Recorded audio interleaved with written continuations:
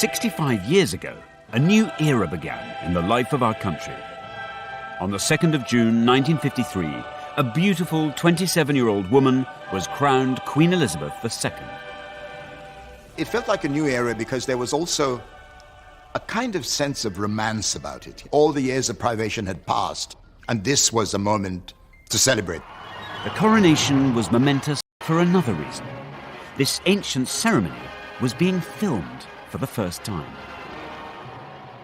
1953 marked a historic moment when film and television brought monarch and people closer together for the first time.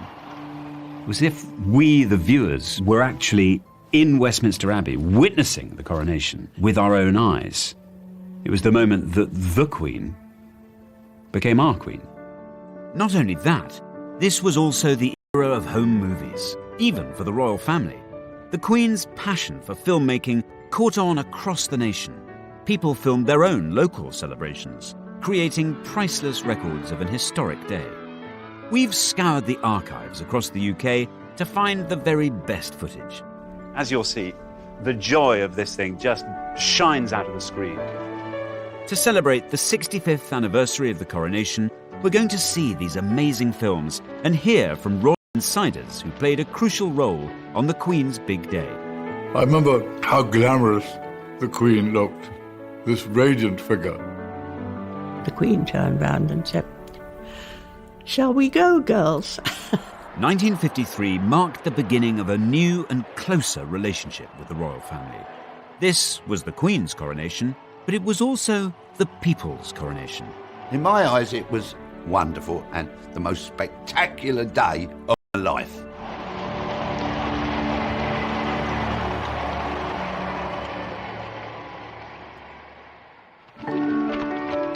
The coronation of Queen Elizabeth II was a day of national celebration, a moment of glorious technicolor after the dark days of the Second World War.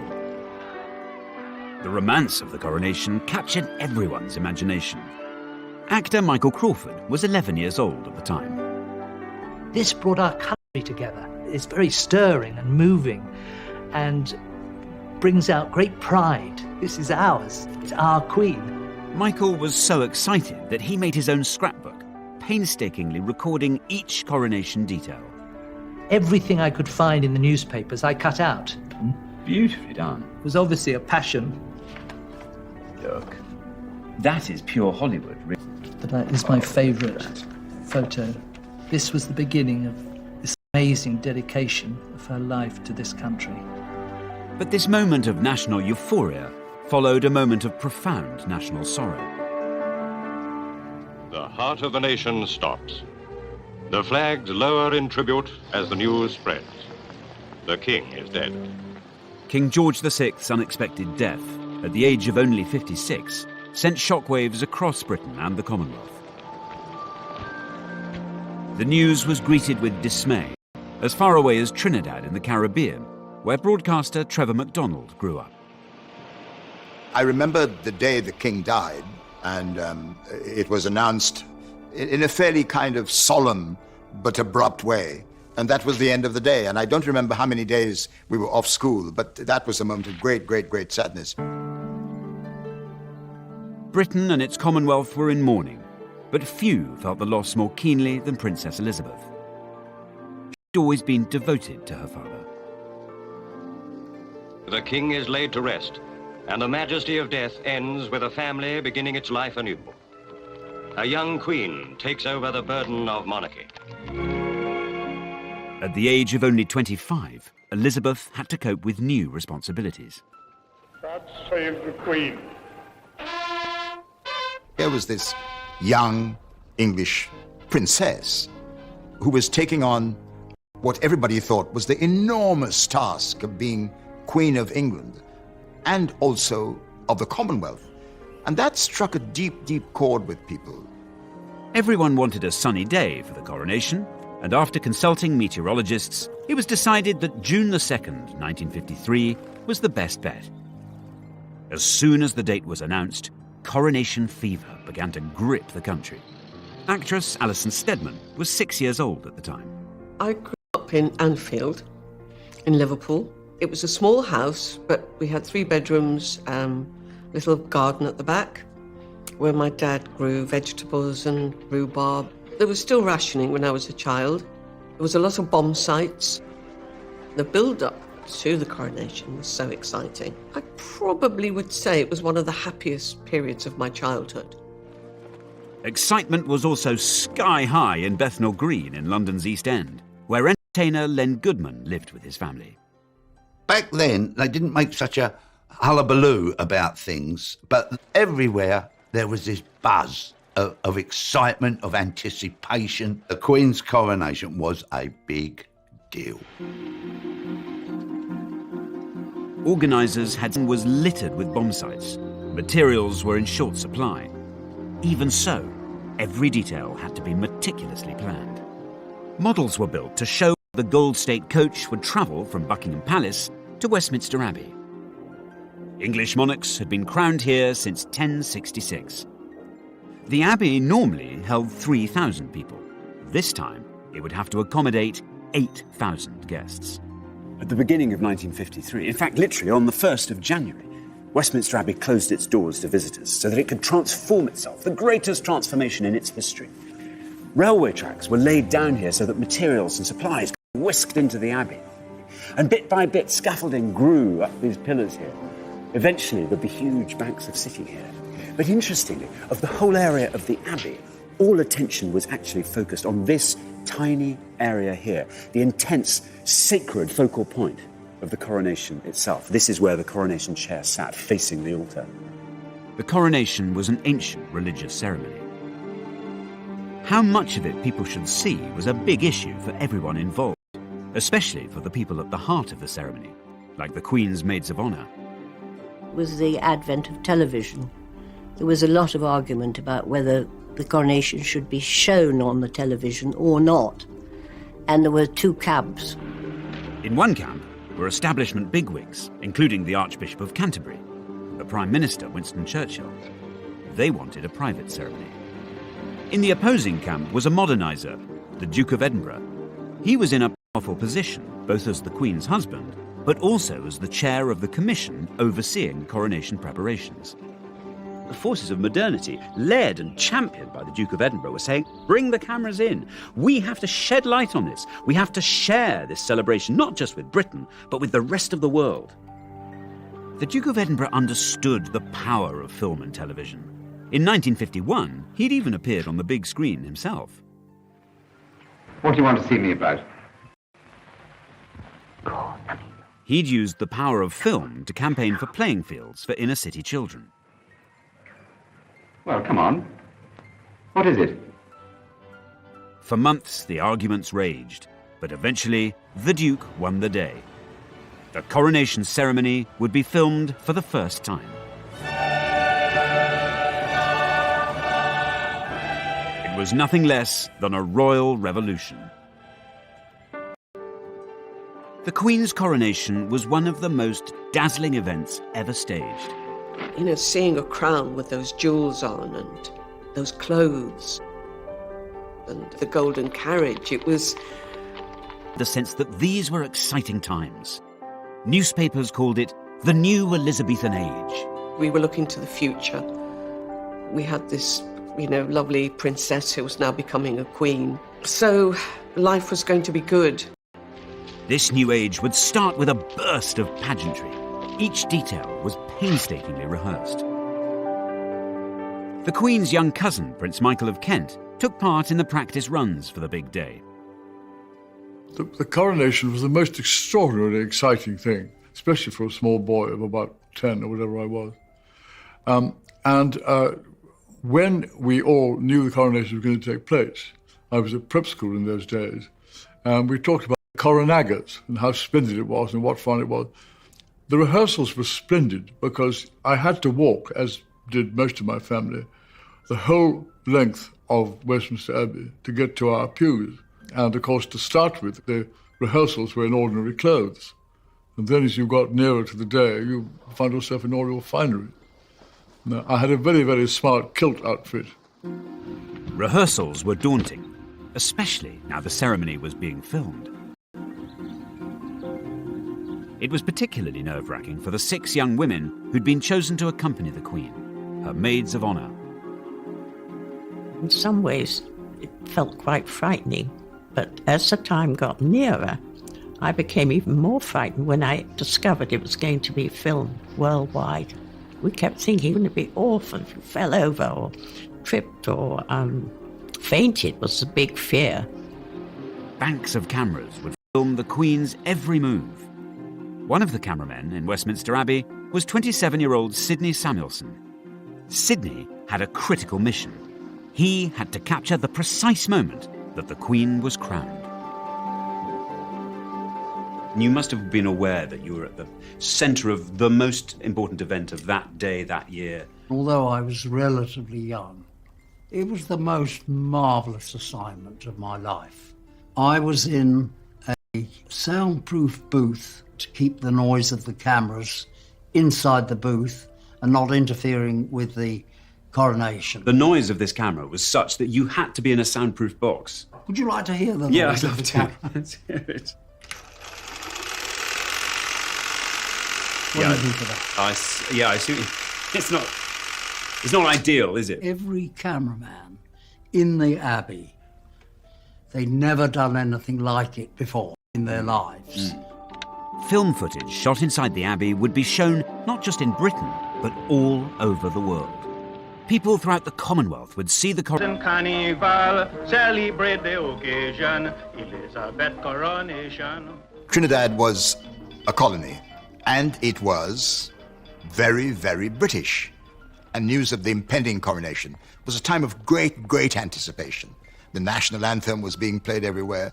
People in England referred to the Queen of England. We thought she was our queen.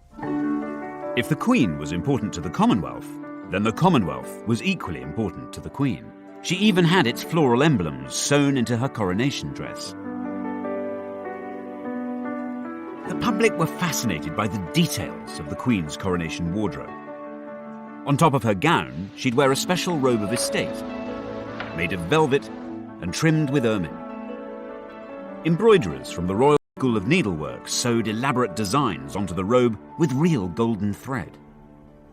This is a sample that was done in 1953, and the design is peace and plenty. So we have wheat ears, wheat leaves, olives, olive stem and olive leaves as well. I suppose when cameras from above could look down on that sort of long, great, it would sort have of the been royal purple, it must have looked amazing. 12 embroiderers worked on the robe in shifts, 7 days a week. It took them 3,500 hours to complete. So Mandy, can I have a go? Do you trust Yes, me to definitely. do it? What I've chosen for you to have a go at is actually, we call it cut work. Yep. First of all, if you pull the gold right the way down to the bottom, there you are, so it sits snugly on the velvet. And then take your needle down in position the other side. And down it goes. Once you've been doing it quite a while, the needle will come up exactly where you want. There we go there.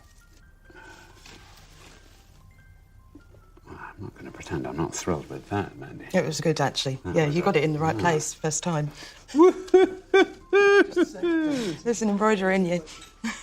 The filming of the coronation created additional challenges. The Queen had to look good on camera for the millions watching. Top makeup designer Thelma Holland was brought in to help. My mother had to get samples of the red robe that the Queen was going to wear on her way to the Abbey and the purple robe of estate that she was going to wear after the coronation, and produce the makeup and, much more important than anything else, the lipstick that she was going to wear, which would clash with neither and match both. Too dark and she would have looked almost ghoulish, too red and it would then have clashed with the purple coronation robe after the event. So it had to be, it was a very, very fine balance. And this was the famous sum through something like 12 different trials with the cosmetic chemist to find exactly the right tone. But I think she did a good job. And if you look at the colour films of the time, there doesn't appear to be a clash. Most people would be watching not in glorious Technicolor, but in grainy black and white. In the 14 months leading up to the coronation, the number of TV licenses rocketed by 1 million. The age of mass television had dawned. We were the only home in the street that had a television. It was purchased specially for the coronation. I think it was a 14-inch. And it had two knobs. One was the off and on, and I don't think we ever discovered what the other knob was for. It was, oh no, don't touch that knob. Don't touch that. And you got this terrible grainy picture, you know, like you're looking through a fog. There's nothing now that's a gadget or whatever that would equal the excitement of this television coming in to our house. Other newfangled devices were capturing the imagination. As Coronation Day approached, home movie cameras were all the rage. People began filming the build-up to their local celebrations. And there now exists a fabulous archive of films from up and down the country. I've looked at scores of them, and I think this one from Aberfan and Merthyr Vale in Wales is my favourite. It just has such an exuberance about it, such eccentricity. I mean, in some places it's just plain odd. But apart from anything else, the heart of the thing just shines through. It's wonderful.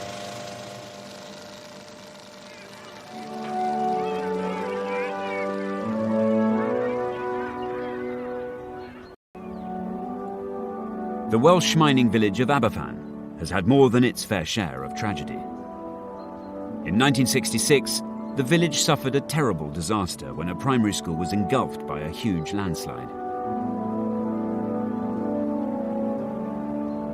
More than 100 children died.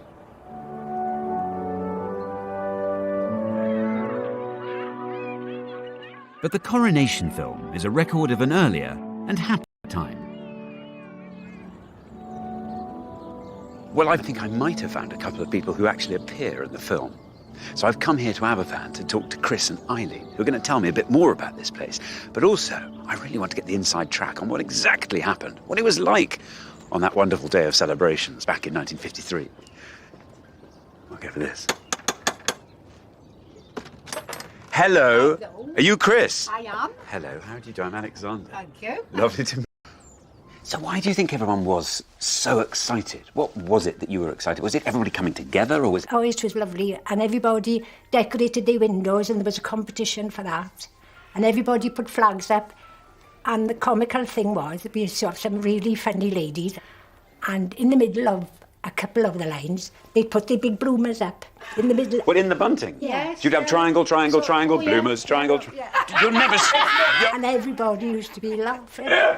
And it was really funny, you know. We had a lot of fun. And there was the Queen. I was an attendant to the Queen. Our local farmer, Donald, he he drove the tractor and they decorated it beautiful. And we'd go around Aberfan on it. It was lovely. What's so lovely is you've got this beautiful carriage being driven by the tractor. As we were going down through Aberfan, everybody'd be out, there'd be hundreds of people, and they'd be all clapping and cheering, and we'd be all waving. But I think that's a lovely way community works, actually, because these celebrations were going on up and down the country. So every different community had a kind of link to what was happening in Westminster Abbey. Yeah, it was lovely. You was like felt if you were there anyway, weren't you? Really, you felt if you were. Exciting. If you know, the only thing was missing was her. Yeah. By June 1953, the build-up was over. The great day had arrived. Can you imagine what must have been going through the mind of this young 27-year-old woman on the 1st of June 1953, the coronation now just hours away? Because behind all the pomp and the pageantry was a very simple, very solemn ritual that would be enacted. It would mean that the young woman who walked into the Abbey behind me would then emerge as Queen Elizabeth, forsaking normal family life with her 2 young children, a young husband, and dedicating herself to country and Commonwealth. And as if that weren't enough, doing it in the most visible and public way imaginable. Millions waited with bated breath for a day of pageantry, the like of which the world had never seen. Just like Christmas, but more so, really. It was like Christmas with knobs on. The 2nd of June 1953, Coronation Day, had arrived. But not for the first time, or the last. The weather forecasters had got it wrong. Well, wouldn't you know it, the 2nd of June 1953 dawned chilly and wet, but that was never going to dampen the spirits of the 30,000 people who'd camped out throughout the night in order to catch a glimpse of the Queen the next day. And then throughout the morning, hundreds of thousands of others flooded into London, because by mid-morning there were 3 million people here in central London to witness this event for themselves. And then kings and queens and 750 broadcasters were broadcasting in 39 languages to take the event global. For millions of children, the countdown was over. From the moment I woke in the morning, it was exciting. It was like, oh, hurry up, hurry up, hurry up. You know, we want the party, we want the games, you know, we want to watch it on television. One group of children had an extra reason to feel excited. Choristers from St Paul's Cathedral were singing in the coronation service. The boys would be in the Abbey for 7 long hours, with no chance even to nip to the loo. We were given sandwiches, and they were peanut butter and marmalade in the same sandwich. So hang on, and these were partly to keep your pangs of hunger at bay, and also somehow to blot you up. Well, mind you, we did have cast iron bladders in those days, I think. I'm certain you did. Scaffolding pipes came in very handy with our feeding, because, of course, we had banana skins. Of course, you just feed them down. We just dropped them down the scaffoldings. You didn't. Yes, we did. God. Yes, even you. And he was meant to be head boy, I'll have you know. The coronation was now only a few hours away. In Buckingham Palace, the Queen was making her final preparations. Royal makeup designer Thelma Holland was with her in the palace. The Queen said to her, "It's such an important occasion for me that I would rather that the least number of people should be fussing around me before I go off to the Abbey. Do you think I'm capable of doing my own makeup?" And my mother said to her, "Yes, Mum, I'm sure you're perfectly capable of doing it." And the Queen then said to her, "I would like you to be here just in case." She did her own makeup for the coronation. I think it was such a momentous occasion for, what after all was a young woman. And the idea that she had a moment to herself on her own would have been extremely important to her. By 9 o'clock, coaches were assembling at Buckingham Palace to take the great and the good to Westminster Abbey, including Prime Minister Winston Churchill. The Queen's young cousin, Prince Michael of Kent, was waiting with his family at the palace. It was a foul day. It rained the entire day long.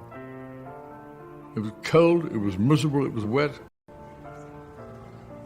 From our point of view, it was a wonderful opportunity to have a very large assembly of cousins who came from all over Europe. My mother, Princess Marina, and my sister, Princess Alexandra, and my brother, the Duke of Kent. All 4 of us who were doing the street lining were very impressive, because it was it's quite a long way to Westminster Abbey from Buckingham Palace. There was an enormous crowd, and they had periscopes, a lot of them, which were strange-looking devices, where you looked through a viewer, and you then went up, and there were just 2 mirrors, one there and one there, and you could look over the heads of the people in front of you and see what was going on. And so you had a forest of these rather strange-looking things, which were sticking out from the crowd. 3 million spectators lined the coronation route. In the crowd was actor Michael Crawford, who was 11 years old at the time. Huge numbers of people. Do you remember that? So where did you watch the... We went to the Markle. You were there? Yes, just here. Just here. At the foot of these steps on the Mall. Yeah. And you see thousands of soldiers, and it's the pageantry and the uniforms, the regalia, and the noise of horses walking by, and people's kindness of helping kids to see. Policemen were lifting them up and holding people, and there was this extraordinary spirit. As throngs of people on the streets of London strained for their first view of the Queen, millions more gathered in living rooms to watch the greatest live broadcast ever seen. All the kids were sitting on the floor. Then my nan and all those oldie ones, they were in chairs, sitting round. All the mums and the dads were standing There's people looking through the doorway.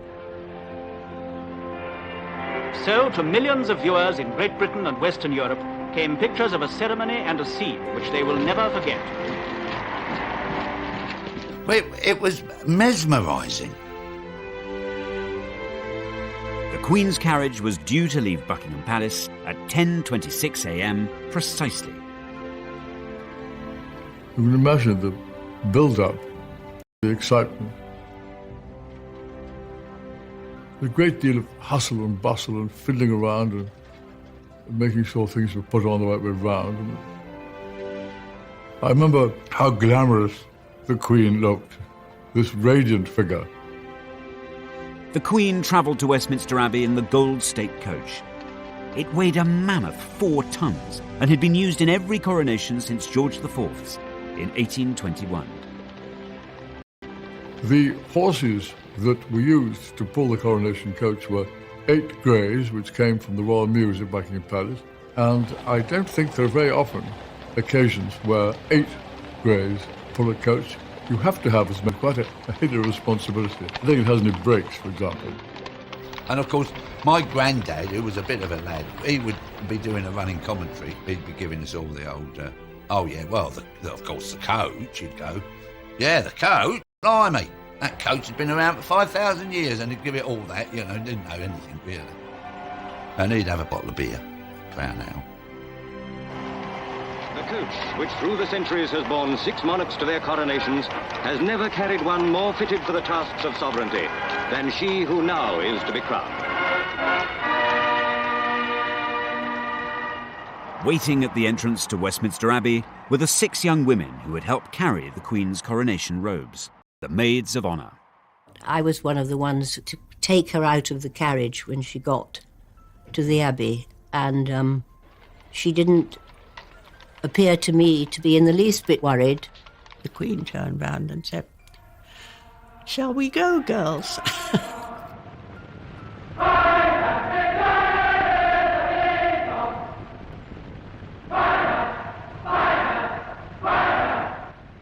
It's just dazzling. The colours were so beautiful, mainly scarlet and, of course, white for the ermine, and women had all had their best jewellery on, and tiaras, and beautiful music.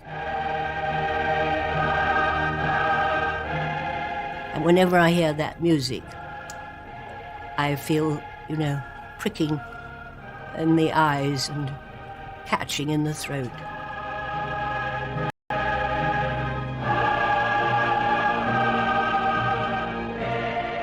The only time we were separated was when she was anointed. She went and sat alone in the chair. Anointment was the spiritual heart of the coronation. This sacred ritual dated back 3,000 years. The monarch's head, hands and chest would be crossed with holy oil. The anointing was so sacred that the cameras were not allowed to film it. And here, in the most mysterious of the rites of coronation, the Archbishop anoints her with holy oil and consecrates her to her great office. A gold canopy was held above the Queen, shielding her from view. To me, it was incredibly moving because she was giving up her life.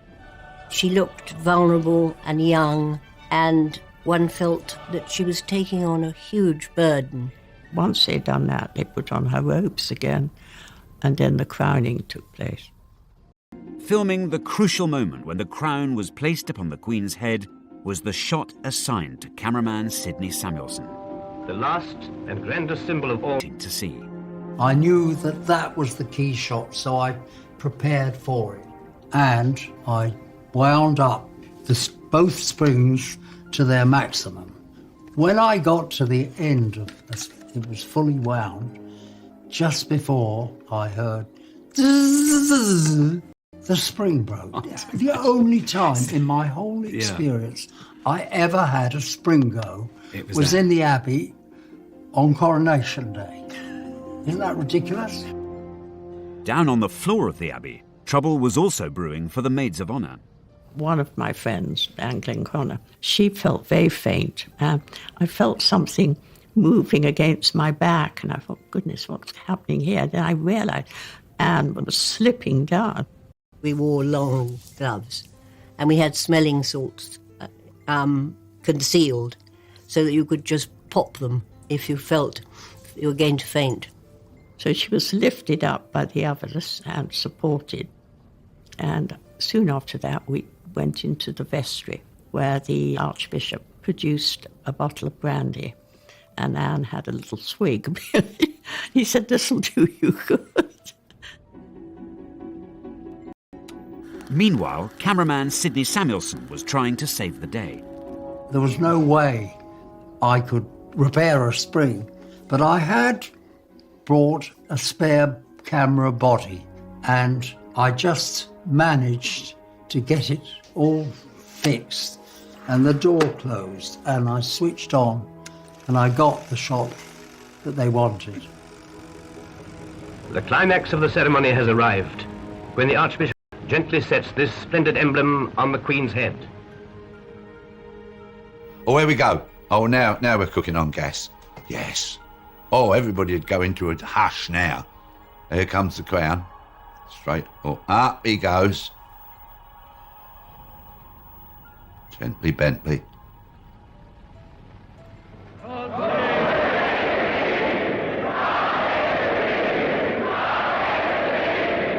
And the trumpets sound.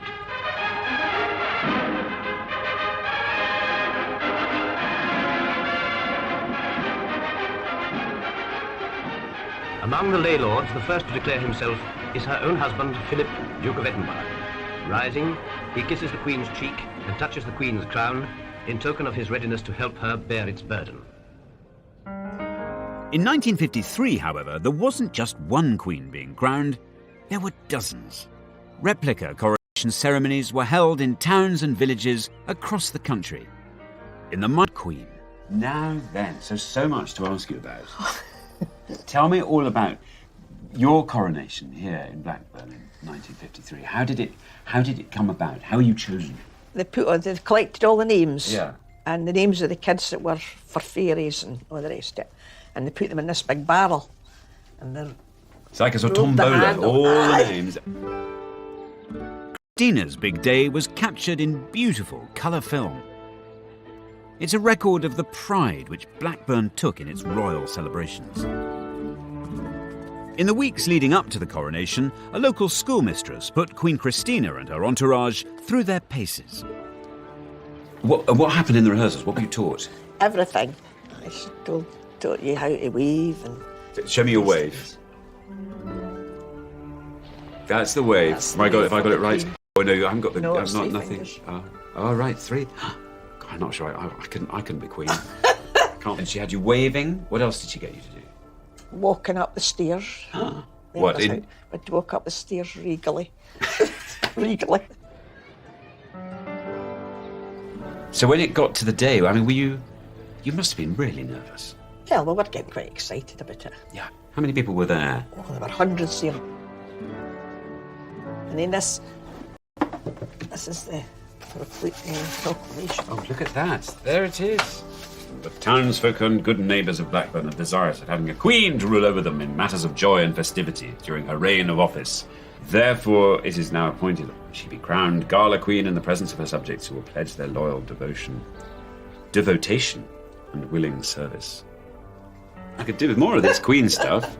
I hope you took them up on it. You had become the Queen, really, hadn't you? Yes. Your job was to go out and you now had to go off and shake people's hands and...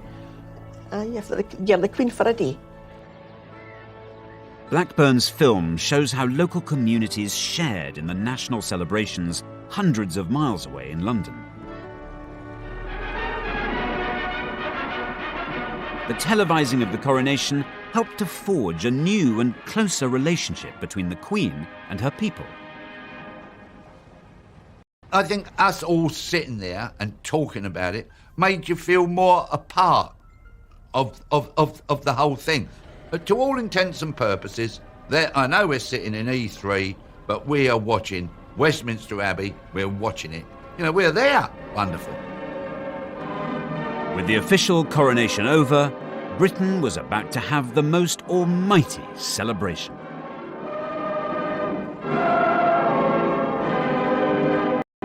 she was a pretty young English rose. And to watch this new age come into being with the coronation of the Queen was a moment to celebrate.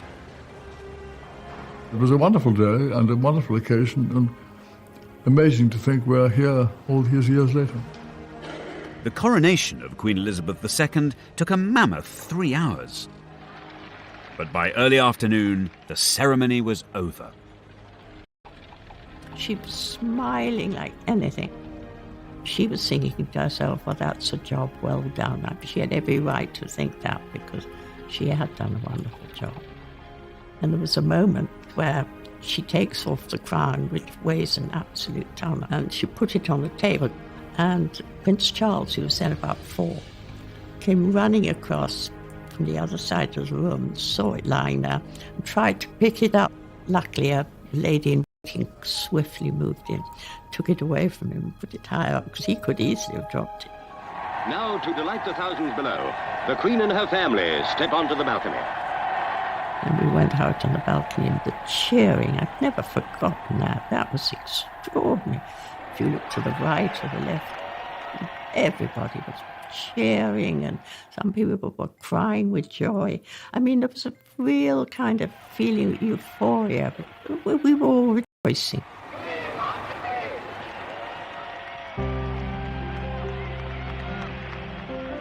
Coronation Day in Buckingham Palace had formally ended. But in the East End, the party was just beginning. Now look at this. Hey, hey? Look at this. Elizabeth R, 1953. That is the photograph of the kids in Bethnal just before we get sat down to the banquet. There's me, little Lenny boy, and the rest are just the street kids of our street.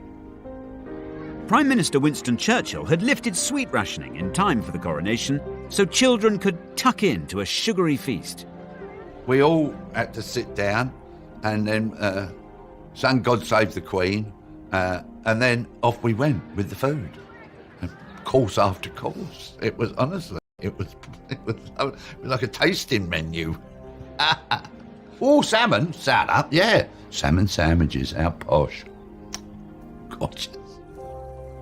Coronation Day was drawing to a close in Britain, but on the other side of the Atlantic, anticipation was still building. At London Airport, Royal Air Force Canberras were warmed up and waiting for a 5-hour transatlantic dash. Yes. 85 million Americans tuned in to watch the Queen being crowned. The coronation had become the world's first global event, enjoyed everywhere and preserved on film for all time. But it's back home where the memories of Coronation Day remain strongest. So tonight I'm staging my own world premiere. I'm showing the 1953 Aberfan coronation film so villagers can see it and enjoy it for the first time. Hi there. How you doing? Welcome. Ah, here's Mary. I'll no fear, I'm here. Well, ladies and gentlemen, we've got such a treat for you. I don't know how many of you, if any of you, have seen this before, but this is a film that was shot here, right here in Aberfan, on the 2nd of June in 1953. As you'll see, the joy of this thing just shines out of the screen. Anyway, enjoy it, and I'll speak to you all at the end. But thank you again so much for coming. Oh, there's a lot. Oh, there's my sister with that second. Yeah, that's her there. That's my sister. Yeah, and Glenys over the other side. Oh, look. Oh, that's me, look, that's me there. The party that took place here in Aberfan was mirrored in communities across the UK. From Brighton to Blackburn, from Leicester to London, the whole nation joined in. There are over 100 films of local coronation celebrations filmed in every corner of the UK. Taken together, they're a shared record of a unique day.